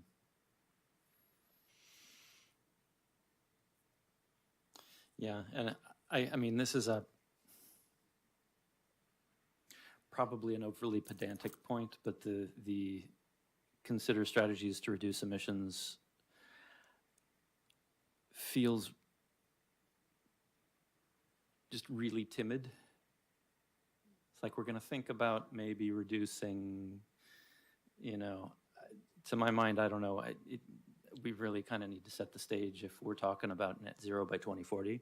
Can we say recommend pursuit of strategies or make recommendations for pursuit of strategies? I mean, I Yeah. don't think we can force the city to do it, but we can recommend to council that we do it, so. Yeah, Yeah. so we're not Yeah. just considering, but, Yeah. yeah. And the other thing is, right, reduce, if you're talking about net zero, you're not talking about, taking a little out of the edges or, you're talking about eliminating fossil fuels. Yeah. So, I don't know. I agree with that. So we can get rid of existing buildings and transport too, because then it's not so limiting. Yeah. I just want to hop in with a quick time check so that we're out of here by 8:30. Yep. We can absolutely bring this to our next meeting. This was just kind of an introduction to the topic. So Okay. we can take the notes that we've taken and revise and bring it to our next meeting and have a more in-depth conversation. If that works, everyone? Yep. Okay, and next on the agenda, let's move it along.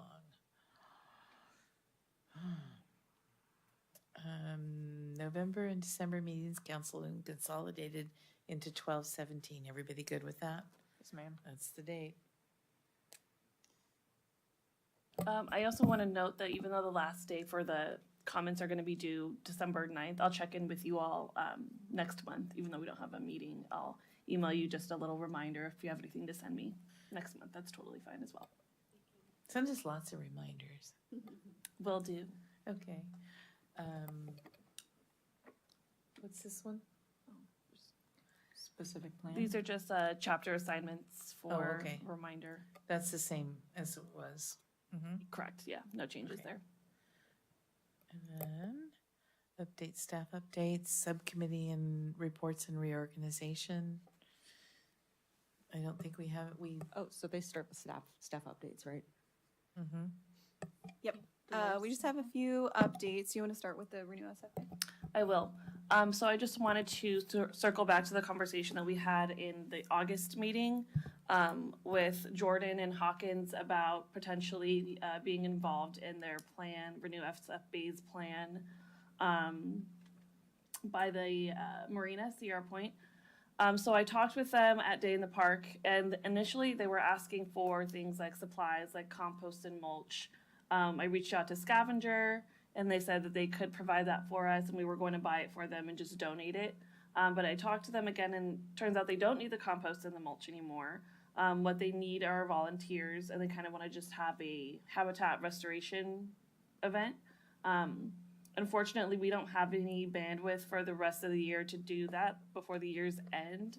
But we can do something potentially for the winter habitat restoration in January or February or sometime next year. If that's all right with you all. If you want to be involved in that still. Yeah, one of the things that we can do is not necessarily underwrite having volunteers like we do with the habitat restoration days that we do have, but we could help them promote getting volunteers and kind of help facilitate them getting volunteers signed up, you know, and sort of assist them in that regard, let them use the city's, you know, permission slip or whatever you want to call it. Oh, the waivers, Yeah, the waivers and that type of thing. So we could facilitate that without, I think, a whole lot of effort. It would mostly be your effort, Dolores. But we can help promote it and make a flyer for them and, you know, just do that. So Yeah, I See don't if mind that'll making a work. flyer. Yeah, I can reach back out to them and see what they think about it, if they want to do something like that or wait until next year and have a full Yeah. kind of city OSEC-led event. yeah, And I will get back to you with their answer. okay. Because I think it'd be kind of cool, but I don't want to detract from the other program that we're already doing.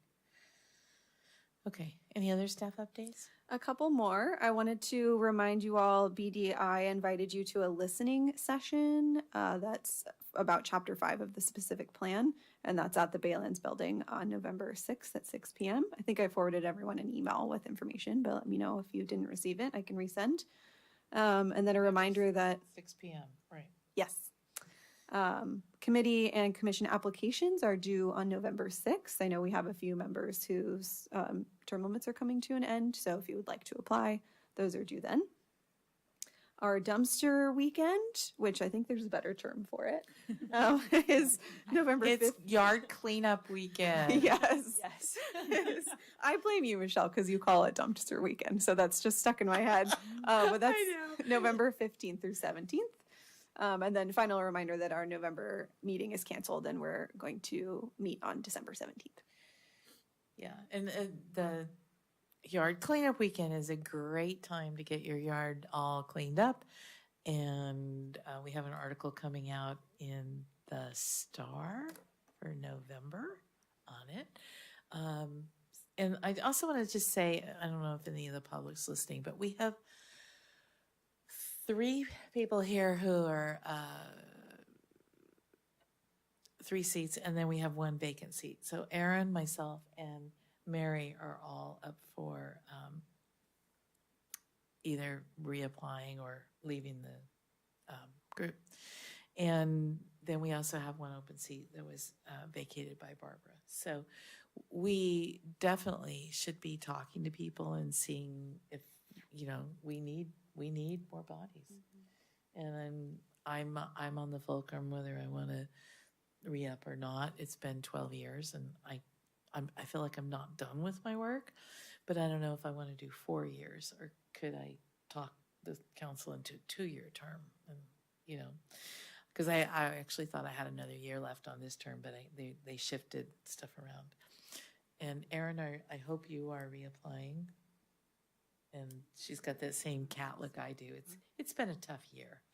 And Mary, I know that you're I've done 8 years. 12, Yes. come on. I got a $50 gift certificate last Saturday, you know, to Etsy.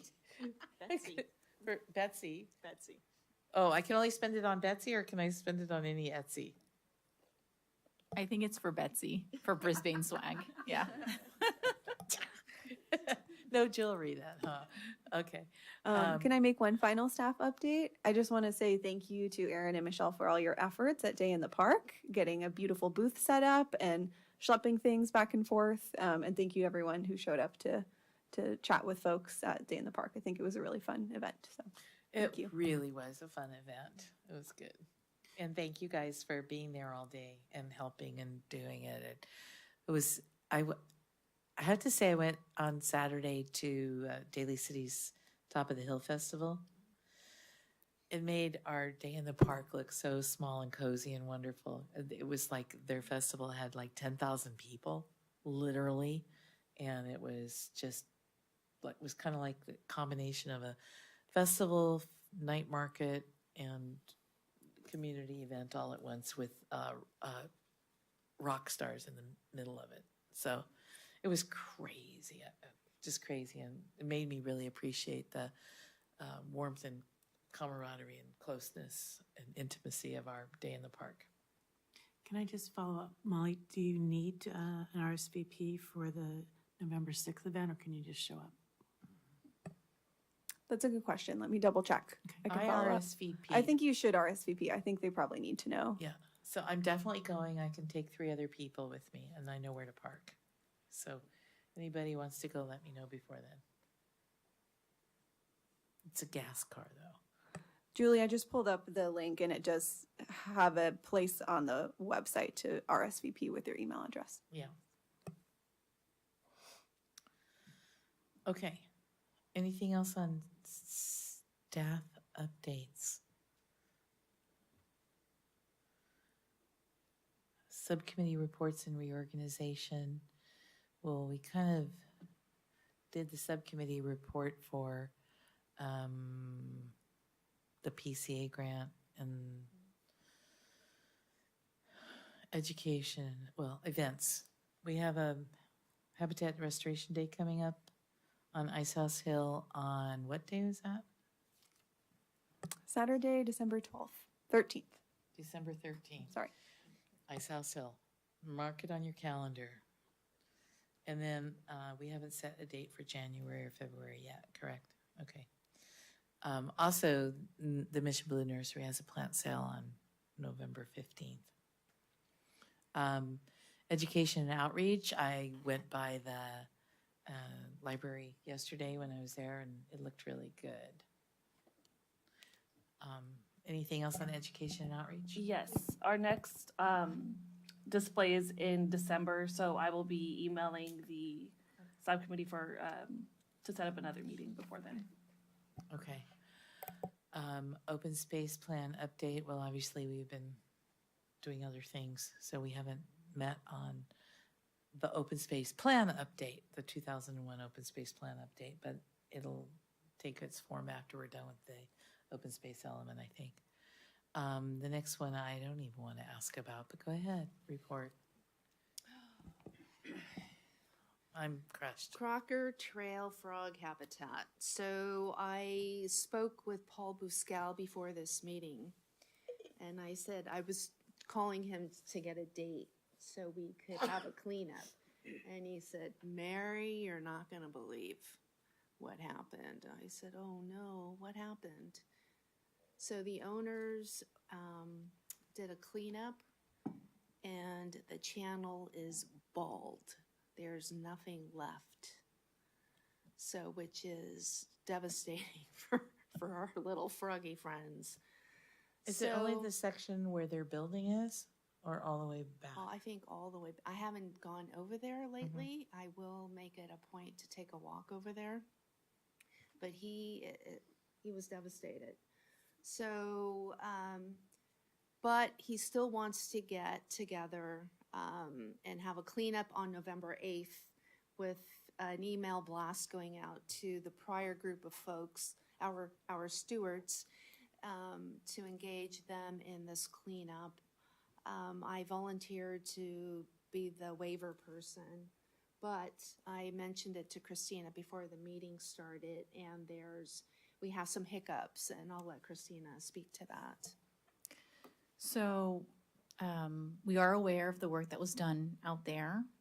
The city had requested a meeting with the property owners, and we asked that they hit pause and not do any work out there until they meet with the city. They did not do that. They proceeded with the work. So we are now trying to figure out how we move forward, and we're discussing that internally. So as it relates to November 8th, that's, I think, something that we're going to have to hit pause on until we get our ducks in a row and speak with legal. So Sad. Sorry. more to come. Well, we'll figure it out. Yeah. So disappointed. Okay, tree issues. So I'm going to change topic on frogs. I had a pretty good idea, I think, when I was reading one of the documents somewhere, I don't remember where, but apparently the public art fee money can be used for educational signage and painting benches. And I realized that we have a rather large public art endowment or fee, whatever. And I talked to one person I know who's on that committee and was like, what do you think about having an OSEC and public art joint effort where we try to, kind of do educational signage as a way to protect that area, and you guys can make it artsy and we'll make it conservation-y and we'll use your funds. I didn't quite say it that directly, but she liked the idea. So I don't know how to move forward with an idea that's by committee, but I would like to suggest to the frog habitat subcommittee, which I'm not on, that perhaps think about what you might like, and then I vote we just go to one of their meetings and say, we'd like to do this with you guys. Signage, yeah. And it's going to take us a while to get this together, so I feel like it would be okay if we did this, while on pause with other things. I think my only hesitation is we need to figure out who has control of what as it relates to property lines. Yep. So I would hate to do, invest the work in signage and, renderings and all that stuff and it not. The city has to own something around the trail though, right? I mean, even if we don't go up to where the actual, where their land is, there's something. If they cleared the channel, they did it on city property. Yeah. Part of that channel is on city property. We're looking at various maps, so we're figuring that all out right now. Okay. But we could be proactive and get the Public Art Committee on board with our idea until, and be aligned. And then once we get the okay, if everything goes according to plan, then we could start that process. Yeah, we can, once we learn more, I think, yes, we should definitely I feel look into it. like the idea doesn't have to include the exact where anything Right, goes. right. We can just move forward with the idea, assuming that wherever it is, it will be on city property. Yeah. Okay. I'm gonna mention that to Paul, because I need to call him Mhm. after this meeting to let him know that At we least need to it's a pause silver November 8th. lining, yeah. Yeah. He'll probably come down and talk to you anyway.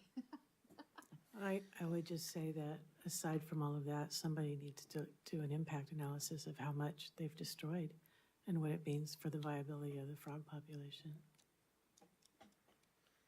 I know, that's bad timing, that's for sure. Very bad. Okay. Maybe we do it So for that that. Just the three of us. Yeah, yeah. really kind of takes care of everything except the piece. Let's see, under inactive subcommittees, well, the PCA grant's not inactive. And the Littman Science Fair, is that coming up again? Are we still doing that?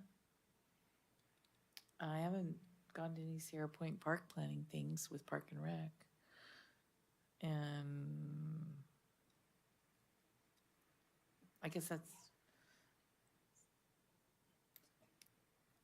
anything else on this? Or should we go on to calendar items?